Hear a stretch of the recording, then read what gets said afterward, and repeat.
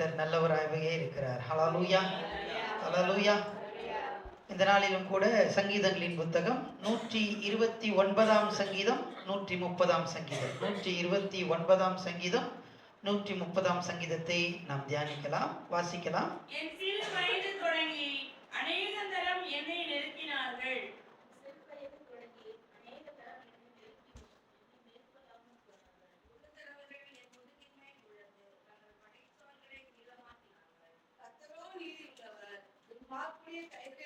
அவர் அதுதான் என்று இஸ்ரவேல் இப்பொழுது சொல்வதாக. சீயோனை பயங்கர அனைவரும் நெருக்கி பின்னிட்டு திரும்ப கடவர்கள். வீட்டின் மேல் முளைக்கும் புல்லுக்கு அவர்கள் ஒப்பாவர்களாக அது வளரவும் உலர்ந்து போம். அறுக்கிறவன் அதனால் தன் கையையும் அருகிலே கட்டுகிறவன் தன் மடியையும் நிரப்புவதில்லை. கர்த்தருடைய ஆசீர்வாதம் உங்களுக்கு உண்டாவதாக. கர்த்தரின் நாமத்தினால் உங்களை ஆசீர்வதிக்கிறோம் என்று வழிபோக்க சொல்வதும் இல்லை. கர்த்தாவே, ஆழங்களிலிருந்து உங்களை நோக்கி கூப்பிடுகிறேன். ஆண்டவரே, என் சத்தத்தை கேளும், என் விண்ணப்பங்களின் சத்தத்திற்கு உமது செவிகள் கவனித்திருப்பதாக. கர்த்தாவே, நீர் அக்கிரமங்களை கவனித்திருப்பீரானால் யார் நிலை நிற்பான்? ஆண்டவரே, உமக்கு பயப்படும்படிக்கு உம்மிடத்தில் மன்னிக்கொண்டு கர்த்தருக்கு காத்திருக்கிறேன். என் ஆத்துமா காத்திருக்கிறது, அவருடைய வார்த்தையை நம்பியிருக்கிறேன். எப்பொழுது விடியும் என்று விடியற் காலத்து காத்திருக்கிற ஜாமக்கரை பார்க்கிறோம். அதிகமாய் என் ஆத்துமா ஆண்டவருக்கு காத்திருக்கிறது.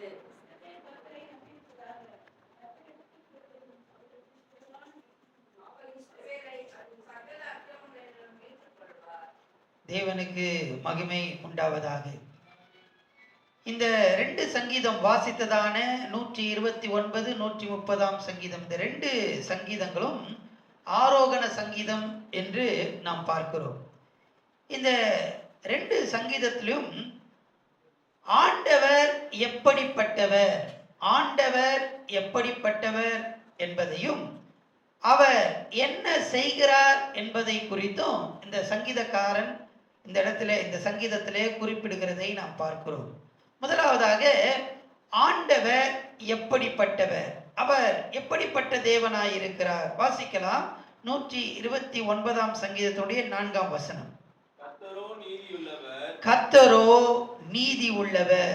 அவர் எப்படிப்பட்ட தேவனாயிருக்கிறார் என்றால் நீதி உள்ள தேவனாயிருக்கிறார். நம்முடைய தேவன் நீதி உள்ள நியாயாதிபதியாயிருக்கிறார். அவர் நீதி செய்கிற தேவன், நீதி செய்கிற தேவன். நாம் நீதி செய்கிறதை குறித்து நாம் ஏற்கனவே தியானித்து இருக்கிறோம். இந்த இடத்துல ஆண்டவர் நீதி செய்கிறார். நீதி என்பது எப்பொழுது விளங்கும் என்றால் கடைசியிலே தான் விளங்கும். நீதியானது தீர்ப்பு கடைசியில தான் என்ன பண்ணும், விளங்கும். அப்பதான் தெரியும் குற்றம் சாட்டப்பட்டவர் உண்மையாகவே அவர் குற்றம் செய்தாரா, இல்ல அவர் குற்றம் வெறும் சாட்டப்பட்ட ஒரு மனிதனா, இல்ல அவர் என்ன செய்தார் என்பதை குறித்தெல்லாம் கடைசியிலே தான் தெரியும். இங்கே ஆண்டவர் நீதி உள்ள நியாயாதிபதியாய் இருக்கிறார். அவர் நீதி செய்கிறார். அந்த நீதி எப்பொழுது விளங்கும் என்றால் கடைசியிலே விளங்கும். ஹல்லேலூயா, ஹல்லேலூயா. காரியம், ஒரு காரியம் நடந்து கொண்டிருக்கிறது. ஆனால் அந்த காரியம் நமக்கு எப்பொழுது அது விளங்கும் என்றால் முடிவிலே அது விளங்கும். முதலாவது, ஆண்டவர் எப்படிப்பட்டவராயிருக்கிறார், நீதி உள்ள தேவனாயிருக்கிறார். இந்த நீதி உள்ள தேவன் என்ன செய்கிறார், என்ன செய்கிறார்? ஒரு 5 காரியங்கள் இந்த 2 சங்கீதத்திலே காணப்படுகிறது. ஆண்டவர் நீதி உள்ள தேவனாயிருந்து என்ன செய்கிறார் என்றால் காரியத்தை மாறுதலாய் முடிய பண்ணுகிறார். காரியத்தை மாறுதலாய் முடிய பண்ணுகிறார். வாசிக்கலாம். 2 வசனம், 1 வசனத்திலிருந்து வாசிங்க. 1 வசனம், 2 வசனம் வாசிங்க. என் சிறு வயது தொடங்கி அநேக தரம் என்னை நெருக்கினார்கள். என் சிறு வயது தொடங்கி அநேக தரம் என்னை நெருக்கியும் என்னை மேற்கொள்ளாமல் போனார்கள். போதும். இங்கே சிறு வயது தொடங்கி நெருக்கினார்கள். இந்த சங்கீதக்காரன் சொல்லுகிறான், சிறு வயது தொடங்கி நான் நெருக்கப்படுகிறேன், அநேக தரம் என்னை நெருக்கினார்கள். இதுதான் சங்கீதக்காரனுடைய அந்த நிலைமை. இப்படிப்பட்ட நிலைமையில ஆண்டவர் நீதி உள்ள தேவனாய் இருக்கிறார். அந்த நீதி உள்ள தேவன் என்ன செய்கிறார் என்றால் காரியத்தை மாறுதலாக முடிய பண்ணுகிறார். இந்த இவங்க நெருக்குறாங்க, நெருக்கி என்ன பண்றாங்க அப்படின்னு சொன்னா முதுகிலே படைச்சாலையை உழுகிறார்கள். வாசிக்கலாம் 3ஆம் வசனம். உழுகிறவர்கள் என் முதுகின் மேல் உழுது தங்கள் படைச்சால்களை நீளமாக்கினார்கள். அதாவது டிராக்டர் வச்சு என்ன பண்றாங்க? உழுகுறாங்க. எங்க? நம்மளுடைய முதுகுல. இதுதான் நிலைமை. எப்படியாவது இவன் அழிஞ்சு போகணும், எப்படியாவது இவன் ஒண்ணு இல்லாம போகணும், எப்படியாவது நெருக்கி ஒன்றுமில்லாமல் மாற்றிவிடலாம் என்று அநேக முயற்சித்து கொண்டிருக்கிறார்கள். ஆனா ஆண்டவர் எப்படிப்பட்டவராய் இருக்கிறார்? நீதி உள்ள தேவனாய் இருக்கிறார். அந்த நீதி உள்ள தேவன் காரியத்தை மாறுதலாக முடிய பண்ணுகிறார். காரியத்தை எப்படி அவர் மாறுதலாய் முடிய பண்ணுகிறார் என்றால் 4ஆம் வசனம். கர்த்தரோ நீதியுள்ளவர், துன்மார்க்கருடைய கயிறுகளை அவர் அறுத்தார் என்று இஸ்ரவேல் இப்பொழுது சொல்வதாக. அடுத்த வசனத்தை வாசிக்கலாம். சீயோனை பகைக்கிற அனைவரும் வெட்கி பின்னிட்டு திரும்ப கடவர்கள். அல்லேலூயா. அல்லேலூயா. அவர் துன்மார்க்கருடைய கயிறுகளை அறுத்தார். அறுத்தது நிமித்தமாக அவர்கள் எல்லாம் என்ன பண்றாங்க? சீயோனை பகைக்கிற அனைவரும் வெட்கி பின்னிட்டு திரும்ப கடவர்கள். அல்லேலூயா, அல்லேலூயா. இவங்க எல்லாம் என்ன பண்றாங்க? டிராக்டர்லாம் உழுது நல்ல தண்ணியை ஊத்தி விதை போடுறாங்க. எப்படியாவது இவன் என்ன பண்ணணும்? அழிஞ்சு போகணும். ஆண்டவர் என்ன பண்ணார்? காரியத்தை மாறுதலாய் முடிய பண்ணி. வாசிக்கலாம் 6ஆம் வசனம். வீட்டின் மேல் முளைக்கும் புல்லுக்கு அவர்கள் ஒப்பாவார்களாக. நீ என்னதான் உழுது என்னதான் விதை போட்டு எப்படியாவது வேற ஏதாவது முளைக்க பண்ணலாம் அப்படின்னு பார்த்தா அங்க என்ன கூட விளையாது, புல்லு கூட விளையாதுப்பா. ஆண்டவர் காரியத்தை மாறுதலாய் முடிய பண்ணுகிறவர். அல்லேலூயா. இவங்க என்ன பண்றாங்கன்னா நம்முடைய வாழ்க்கையில ஏதாவது ஒரு விதையை போட்டு இவனை அழித்து விடலாம், இவனை எப்படியாவது நெருக்கி விடலாம் என்று யோசிக்கிறார்கள்.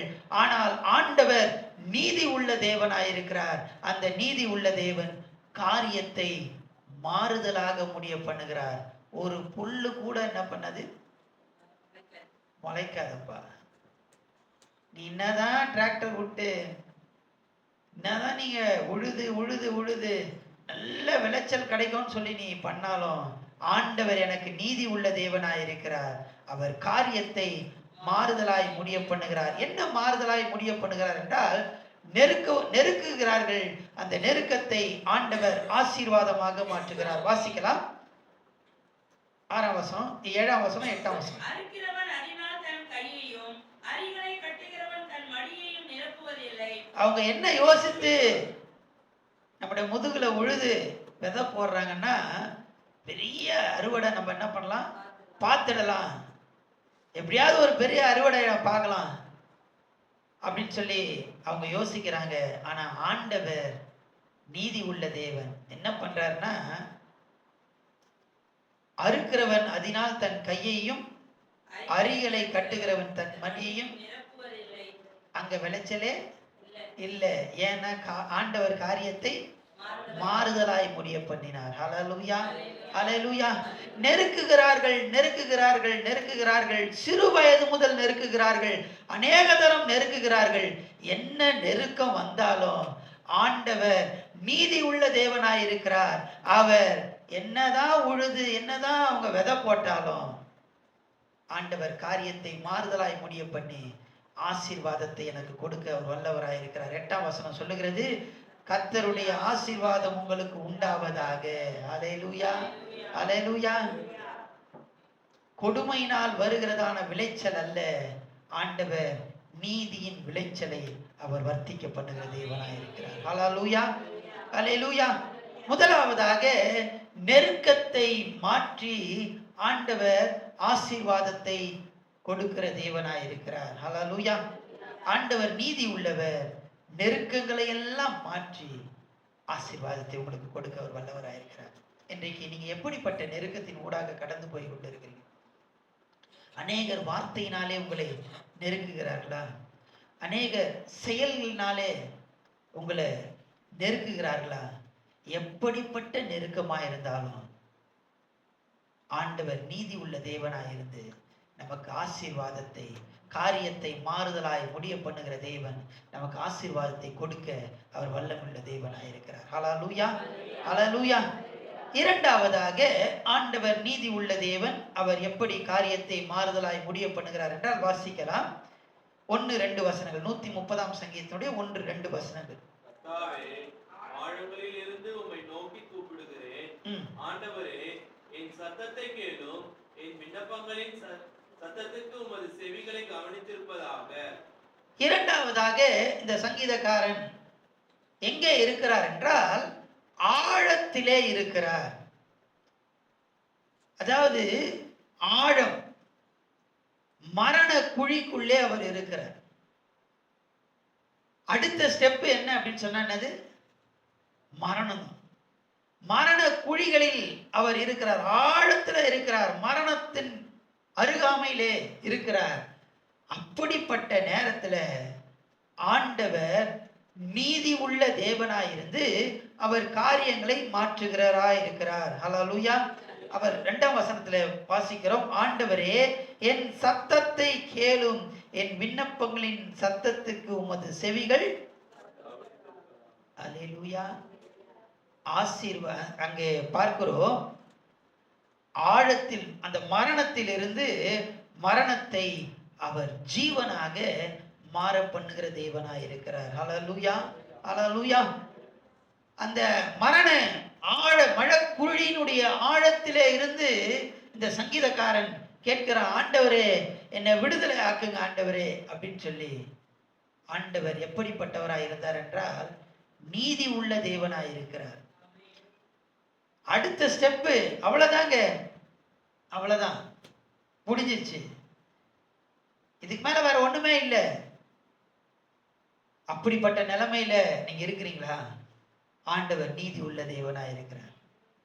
ஆண்டவர் நீதி செய்கிற தேவன். அவர் முதல்ல எதுவும் செய்ய மாட்டார், நீதி கடைசியில தான் வெளிப்படும். ஆண்டவர் சொல்லுகிறார், நீ மரணத்திலிருந்து உன்னை நான் ஜீவனை உனக்கு கொடுக்க வல்லவராயிருக்கிறேன். அந்த மரணத்திலிருந்து, அந்த மரண குழிகளிலிருந்து, ஆழத்திலிருந்து அவர் கூப்பிடுகிறார். ஆண்டவர் அவருடைய சத்தத்தை கேட்டு அவனுக்கு ஜீவனை கொடுக்கிறார். ஹல்லேலூயா, ஹல்லேலூயா. காரியம் மாறுதலாய் முடிந்தது. நெருக்கத்தை ஆண்டவர் ஆசீர்வாதமாக மாற்றுகிறார். மரணத்தை ஆண்டவர் ஜீவனாக மாற்றுகிறார். ஹல்லேலூயா. அடுத்தபடியாக வாசிக்கலாம் 3ஆம் வசனம் 4ஆம் வசனம். அக்கிரமங்களை கவனித்திருப்பாரானால் யார் நிலைத்திருப்பான்? வாசிக்கலாம். மன்னிப்பு உண்டு.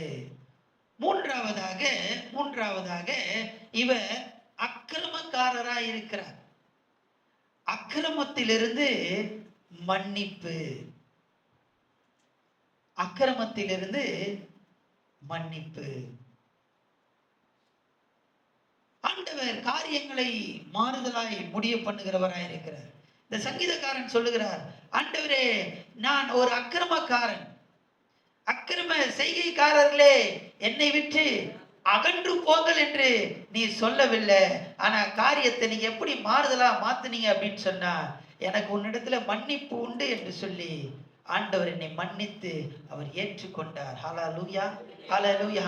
காரணம், ஆண்டவர் நீதி உள்ள ஒரு தேவனாய் இருக்கிறார். அந்த நீதி உள்ள தேவன் என்ன செய்தார் என்றால், என்னுடைய அக்கிரமத்தை அவர் பாராதபடிக்கு, என் அக்கிரமத்தை எல்லாம் அவர் விலக்கி ஒரு திரளான ஒரு மீட்பை ஆண்டவர் எனக்கு கொடுத்தார். ஒரு மன்னிப்பை ஆண்டவர் எனக்கு கொடுத்து என்னை திரும்பவுமாக அவர் பிள்ளையாக சேர்த்து கொண்டார்.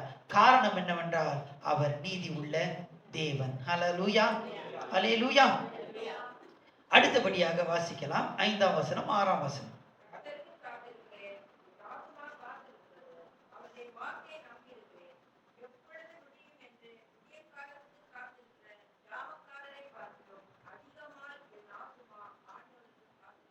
இந்த சங்கீதக்காரன் என்ன சொல்லுகிறார் என்றால், அவர் இருளிலே இருக்கிறார்.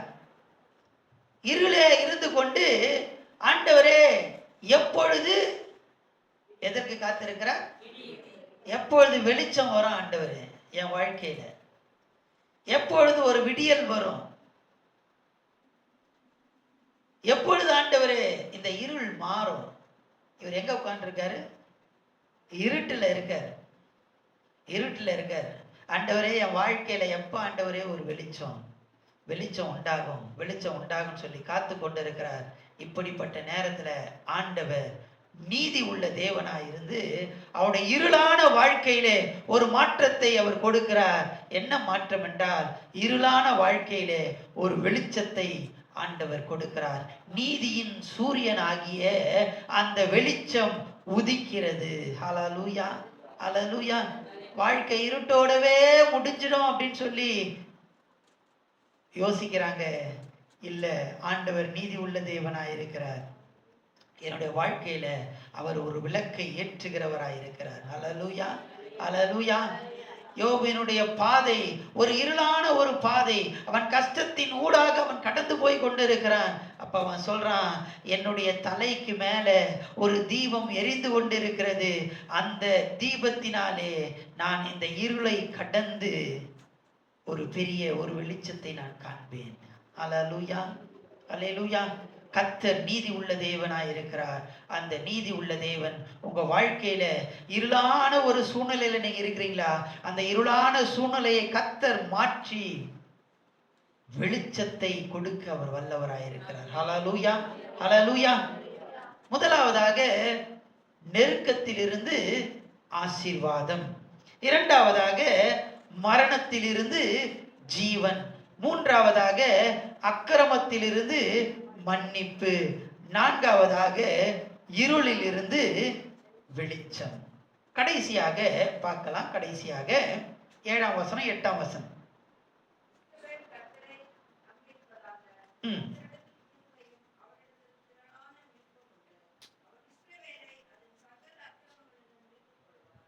போதும். இங்கே பார்க்கிறோம், இந்த சங்கீதமானது இஸ்ரவேல் ஜனங்கள் அடிமைத்தனத்திலே இருக்கிறார்கள், சிறையிருப்பிலே, பாபிலோன் தேசத்திலே இருக்கிறதான அந்த நேரத்தில் அங்கிருந்து அவர்கள் எருசலேமுக்கு விடுதலையாய் வருகிறார்கள். அதை மையப்படுத்தி எழுதப்பட்ட அநேக சங்கீதங்கள் தான் இந்த ஆரோகண சங்கீதம். அதை நாம் அப்பப்போ தியானிக்கிறோம். இந்த சங்கீதமும் அது அடிப்படையில் எழுதப்பட்டது. அவர்கள் என்ன சொல்கிறார்கள் என்றால், நாங்கள் எங்கே இருக்கிறோம்? சிறையிருப்பில் இருக்கிறோம். கட்டப்பட்ட நிலைமையிலே நாங்கள் இருக்கிறோம். கட்டப்பட்ட நிலைமையில இருக்கிறதான எங்களை ஆண்டவர் உம்மிடத்திலே திரளான மீட்பு உண்டு. அந்த கட்டப்பட்ட நிலைமையிலிருந்து எங்களுக்கு ஒரு விடுதலையை நீர் தருகிறீர். ஹல்லேலூயா, ஹல்லேலூயா. மீட்டெடுக்கிறார், மீட்டெடுக்கிறார். கட்டப்பட்ட நிலைமையிலிருந்து விடுதலை. ஹல்லேலூயா, ஹல்லேலூயா. சிறையிருப்பான ஒரு நிலையிலிருந்து ஆண்டவர் நமக்கு விடுதலையை அவர் கொடுக்க வல்லவராயிருக்கிறார். தேவஜனமே, இந்த நாளில நீங்க எந்த நிலைமையில கட்டப்பட்டு இருக்கிறீங்க?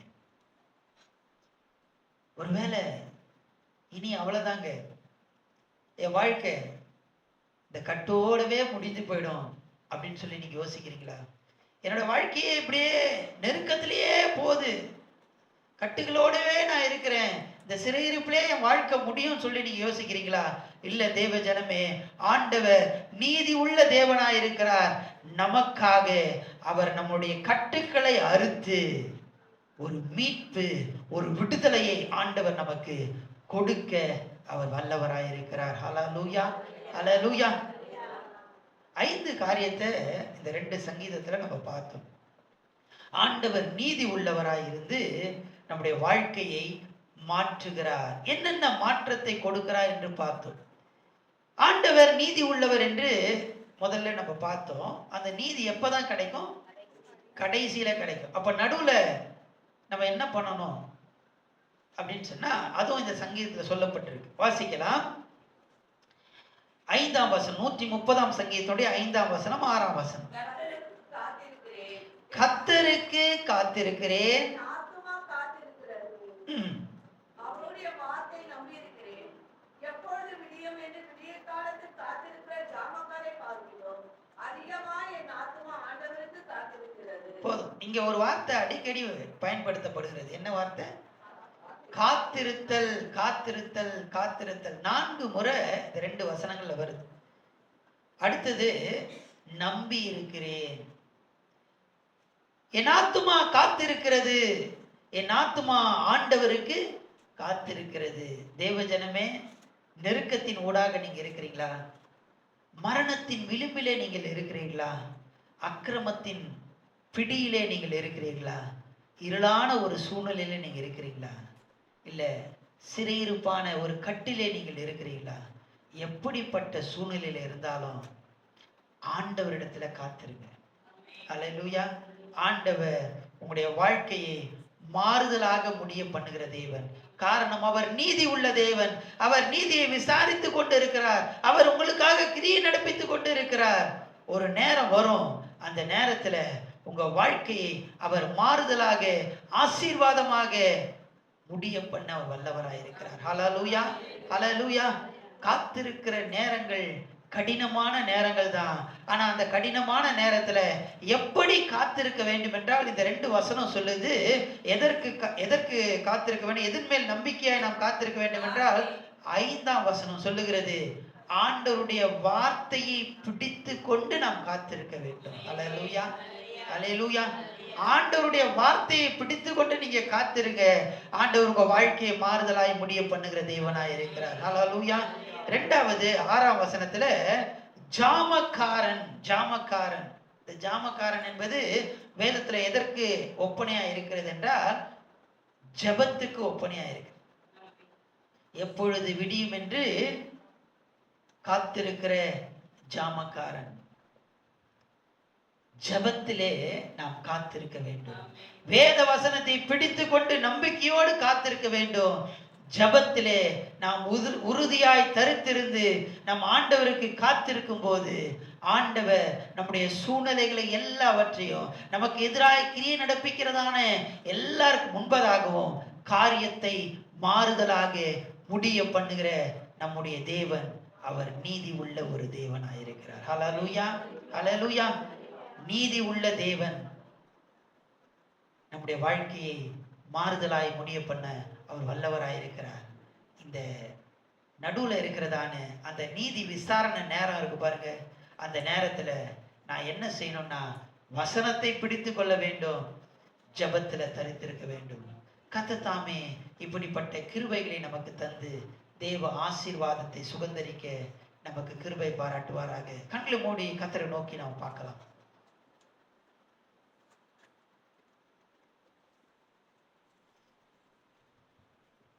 ஹல்லேலூயா, ஹல்லேலூயா, ஹல்லேலூயா, ஹல்லேலூயா, ஹல்லேலூயா. ஆண்டவரே, நாங்க நெருக்கப்படுகிறோம் அப்பா. எங்க சிறு வயது முதல் எங்களுக்கு நெருக்கம் அப்பா. அநேக தரம் ஆண்டவரே நாங்கள் நெருக்கப்பட்டுட்டோம். இப்படிப்பட்ட நேரத்துல ஆண்டவரே நாங்கள் உங்களுடைய வசனத்தை பிடித்து கொண்டு நம்பிக்கையா இருக்க ஆண்டவரே ஜாமக்காரனை போல ஆண்டவரே நாங்கள் ஆண்டவரே இரவும் பகலும் கண் விழித்து ஜெபிக்க. ஹல்லேலூயா, ஹல்லேலூயா, ஹல்லேலூயா, ஹல்லேலூயா. ஆண்டவரே நீர் எங்களுக்கு உதவி செய்வீராக. ஹல்லேலூயா. இந்த வேத வசனத்தின் மூலமாக ஆண்டவரே ஜெபத்தின் மூலமாக நாங்கள் காத்திருக்கிறதான நேரத்துல எங்க வாழ்க்கையில அந்த நீதி உள்ள தேவன் கிரியை நடப்பித்து ஆண்டவரே எங்கள் வாழ்க்கையை மாறுதலாய் முடிவு பண்ணுகிற தேவனாய் இருக்கிறபடினாலே ஸ்தோத்திரம் அப்பா, ஸ்தோத்திரம் அப்பா. நிந்தைகள் அவமானங்களை ஆண்டவரே நீர் மாறுதலாய் முடிய பண்ணுகிற தேவனாய் இருக்கிறபடினாலே ஸ்தோத்திரம் அப்பா. கவலைகள் கண்ணீர்களை ஆண்டவரே நீர் மாறுதலாய் முடிய பண்ணுகிற தேவனாய் இருக்கிறபடினாலே ஸ்தோத்திரம் ஆண்டவரே, ஸ்தோத்திரம் ஆண்டவரே. ஆண்டவரே நீர் எங்களை ஆசீர்வதிக்கிற தேவன் அப்பா. ஹல்லேலூயா, ஹல்லேலூயா, ஹல்லேலூயா. ஸ்தோத்திரம் அப்பா, ஸ்தோத்திரம் அப்பா. எங்கள் வாழ்க்கையை நீர் வெளிச்சமாக மாற்றுகிற தேவன் அல்லவா. ஹல்லேலூயா, ஹல்லேலூயா. எங்கள் வாழ்க்கையிலே விடுதலையை கட்டளையிடுகிற தேவன் அல்லவா. ஸ்தோத்திரம், ஸ்தோத்திரம், ஸ்தோத்திரம் அப்பா. மை துதிக்கிறோம் பரலோக பிதாவே, மை துதிக்கிறோம் ஆண்டவரே. நாங்கள் கேட்ட வேத சத்தியத்தின்படி உம்முடைய வசனத்தையும் உம்முடைய பிரசன்னத்தையும் ஜெபத்திலையும் நாங்கள் ஆண்டவரே காத்திருந்து எங்கள் வாழ்க்கையிலே மாறுதலை நாங்கள் அனுபவிக்க எங்களுக்கு உதவி செய்யுங்கப்பா. தேவ ஜனத்தை ஆசீர்வதி ஆண்டவரே. இந்த நாளிலே அவர்கள் செய்ய திட்டமிட்டு இருக்கிறதான எல்லா காரியத்துக்காக உடைய சமூகத்திலே வருகிறோம்ப்பா. அவருடைய திட்டங்களிலே தேவன் நீர் உம்முடைய கிருபையை கட்டளையிடும்படியாக கேட்கிறோம்ப்பா. தேவ கரம் அவர்களை தொடர்ந்து பிடிக்கட்டும். ஹல்லேலூயா. உடைய பாதுகாப்பின் சட்டைக்குள்ளே மூடும்படியாக கேட்கிறோம்ப்பா. ஸ்தோத்திரமப்பா. ஆசீர்வதியும் கிருபைக்குள்ளாக மூடும். எல்லா துதிக மகிமை உமக்கே செலுத்துகிறோம். இயேசுவின் மூலம் ஜெபம் கேளும் பிதாவே. ஆமென், ஆமென், ஆமென், ஆமென். Praise the Lord, praise the Lord. God bless you.